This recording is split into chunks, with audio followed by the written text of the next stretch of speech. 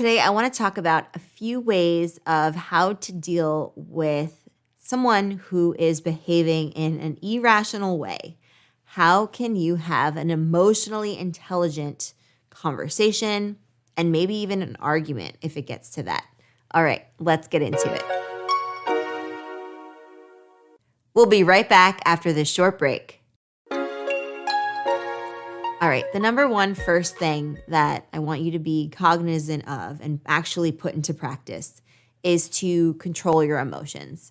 If someone is irrational or behaving in an irrational way, then it is very easy, if you are a logical, rational person, to let that get under your skin and push your buttons and then react. So I really encourage you, before you react, think about, okay, how can I best control my own emotions here and really focus on what I have control over, which is my communication, my words, my tone of voice, my emotions, my reactivity. Okay, so that's the very, very first step. Control yourself. If they say something that sounds just preposterous or extreme, look for the kernel of truth in that. And instead of reacting to it, which again, we are not doing because we're following that first step, which is controlling our emotions, then I want you to think about, okay, what prompted the person to say what they said? Why do they feel this way? I'm going to get to the bottom of this. Ask them if there's anything that you did that offended them in any way. What caused them to think this about you or say this about you? Have that reaction towards you? Are these feelings warranted? Why do they think this way? And if it is something that you did, consciously or unconsciously, then apologize for it. There is no shame in apologizing. You will be the bigger person for it. And sometimes that's all it takes to alleviate the tension in one of these heated situations, to diffuse the situation. Sometimes all it takes is that validation, the acknowledgement, and then apologizing for it. Then you want to empathize with the person.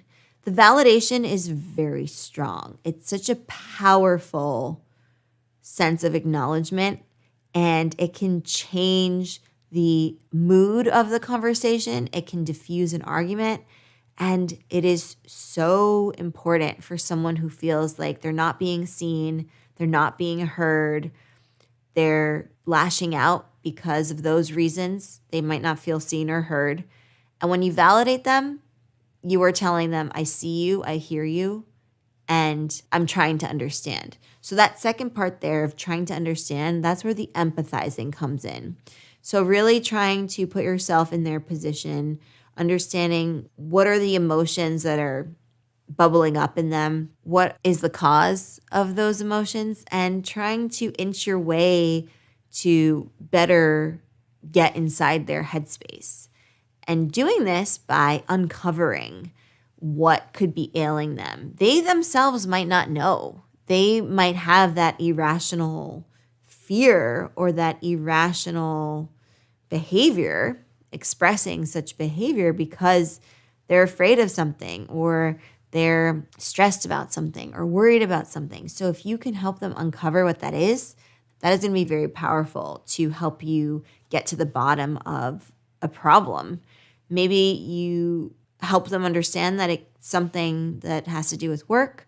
Maybe it's something that has to do with lacking some sort of introspection. They didn't take enough time to sit down with themselves, so to speak, and think about their priorities, or feeling that sense of burnout. Why is it that they feel that sense of burnout? What have they done or not done in the way of self-care that has caused them to get to that point of burnout? And now they're lashing out on you. Helping them see what could be the issue and holding their hand and guiding them, so to speak, can be very powerful in this regard.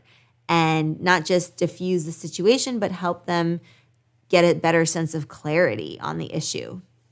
And if it has to do with you, then, they might say, I don't actually despise you. It's just that your reaction was such that got me really upset. Or I don't actually mean what I said. I shouldn't have said that. But you pushed my buttons in this way that I felt this way. And of course, it's better not to say you did this, you did that. That's putting blame on someone. Instead, it's better to say it made me feel this way, or that action made me feel this way, and that's why I said this, and that's why I did that. That could also be part of the uncovering aspect of this. But in general, it's better to avoid you did this, you did that. Just keep that in mind. If there's a way that you can find to phrase something where it takes that pronoun you out of it, much better. It'll help calm the person who's upset, and also it's just a better practice of communication in general. And lastly, focus on the future, finding a solution for the future. Sometimes people have the same arguments over and over again. The argument about the blue carpet, the argument about money, the argument about children, the argument about schools, whatever it is, whatever people tend to argue a lot about. And I just said the blue carpet as a placeholder argument. Let's say you're just constantly fighting over a blue carpet that one person chose and the other person doesn't like, or whatever it might be. And if you're finding that you're having the same arguments over and over again, it's probably because you're dwelling on the past. There are certain things that might have happened that are these markers in time that just get caught in the mix, and they constantly get highlighted and reiterated without ever solving anything. Instead, you want to start to focus on the future. So we're done with the past. We cannot change what we've done in the past, but we can change what we will do in the future. So using the previous failures, previous arguments, the circle of the arguments that we're having over and over again, that cycle, and using that as a teachable moment for how things are going to be different in the future, how we are going to change our behavior, change our perspective, change our communication patterns and our communication style to create a different, better outcome. And that, again, is going to be a conversation. It's not just you who's going to be doing this. It's both you and the person that you're arguing with, the person that might have exhibited some irrational behavior, in which case, that might have been what precipitated the argument at that time. So how can you be future focused? How can you take the teachable moments of previous arguments, previous failed attempts at reconciliation, and move the needle forward by doing something different? That is the operative word there. You need to do something different in order to achieve a different outcome.